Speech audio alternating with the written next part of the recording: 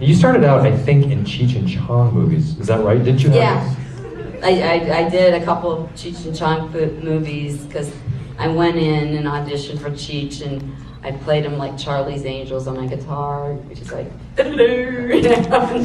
He hired the band to be in Nice Dreams, and I was in, I can't even remember the name of the last one because they changed it, but it was one of their older ones. So, but very early on, you got into the horror field, like very early on in your career. Oh yeah. Did you ever have dreams of doing other kinds of films, or did you really enjoy that genre? I enjoyed that, and then when they started making like Alien, that I wanted to be more of a tough girl and start fighting back and doing more films that were like stronger roles.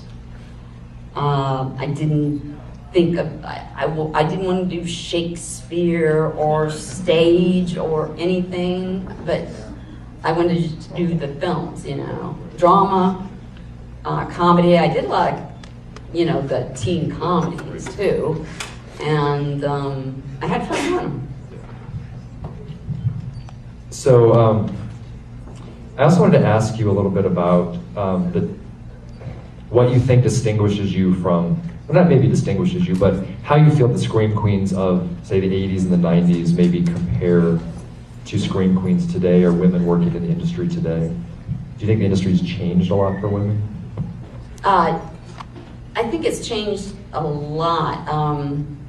Most of the women cast now, it's like they have like, they're on a spaceship, or I think I'm thinking one of Jason's, and scientists, and they're like 18 years old, and everybody's perfect. And that takes away from the realism at times, instead of just the person next door and in the other films that weren't in there. They're all. We were watching the horror workout tape before the film. Oh my.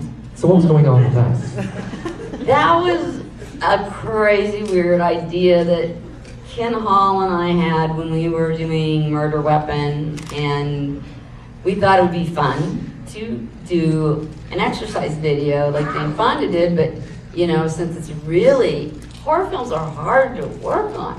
I mean, you're running, you're like, you know, heavy things you're doing, you know, so I thought, I'm gonna do something, you know, just in, you know, in this great graveyard.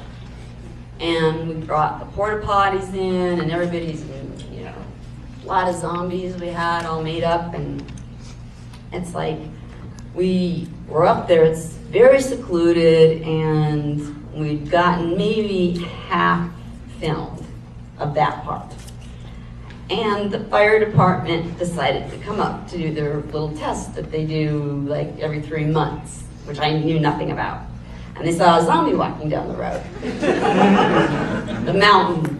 And we're like, uh-oh, we're doing a student film, and I'm like trying to like stall them, you know, say, isn't that the, you know, Mark and here, you know, and just trying to throw them off, and we're like, keep filming, you know. And then what was really bad is Entertainment Tonight and E came to interview us. Well, the police are, not the police, but the fire department's there, and if I said, please don't air the part where, you know, the firemen are like busting us. And they came down, and we had to kind of change it to by my parents' pool. Downgrade. So do you think that the workout itself is medically sound? Because I was really plugging the DVD, that people should get that DVD, and if they go home and do that workout, is it going to help? I think, yes, if you turn down that damn music, yes. It's like, oh my God, that's the one thing that kills me. I'm like, I can't listen to this music.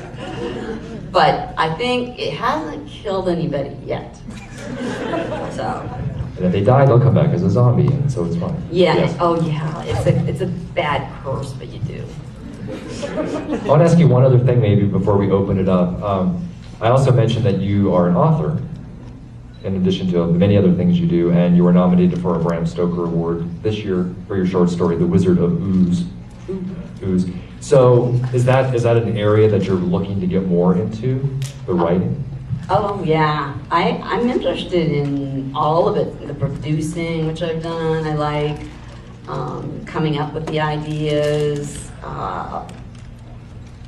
It's to me just since being in B movies a lot, you do learn to do everything. I think I could do a film rather well. Yeah, it seems like the experience of having to do everything on a film would make you a good producer because you would understand exactly what everyone needs to do to get it done because you've done everything pretty much. Yeah, and also being like apathetic toward the actors because there's directors that aren't, and the guys are the worst though. They're always like, how was it? And the directors are like wanting to move on. They've guided great, and that is funny. It's always the guys that are very, very insecure. Men have a lot of performance anxiety. Yes. Even in films, yeah. Oh, those kind of films. Oh, I don't know where this is going. But, so, would you like to take some questions from the audience? Is that okay? Yeah. Okay. So, does anyone have any questions for Ms. Quigley? I got a question. There's a question. Couple questions. The screening of this one, is this the theatrical trailer? Because Alan Troutman's voice on Tarman does not, because I own the director's cut and the other one, it doesn't sound like Tarman. He's like, the voice is higher pitched. Wow. That's what I noticed, and the music was a little different. So I was wondering if this is the original theatrical cut from 1985 or if they changed it around. Oh, so he's asking if this was the original cut. Did change it. There's like something when the car's driving over the railroad. It's like the music's different, and you're so right on. My God, are you a filmmaker? No, I've just watched Return of the Living Dead probably about 50 times. So. Wow. But yeah, I think this is the not the director's cut, but I think it was the theatrical cut. I think this print is probably close to an original print, I think, from when it first played in the 80s. Yeah. Are there any other questions for Linnea? Yeah, right here in the middle. Yeah, you've got like 90 films you've been in now. Which was your biggest surprise that actually got finished and released? What was your biggest surprise of all the films you've done that got released? I think it would be Sex Bomb. It took forever. I don't know how many years. And then Treasure of the Moon Goddess, which is hard to find. That took a lot of years. I think those two. And there's a lot more. I mean, it's amazing. There's some good cast and everything. But sometimes, legal things happen a lot. Because there's and yeah, a lot of them. Yeah, a lot of them. I'm trying to think, yeah. Yeah.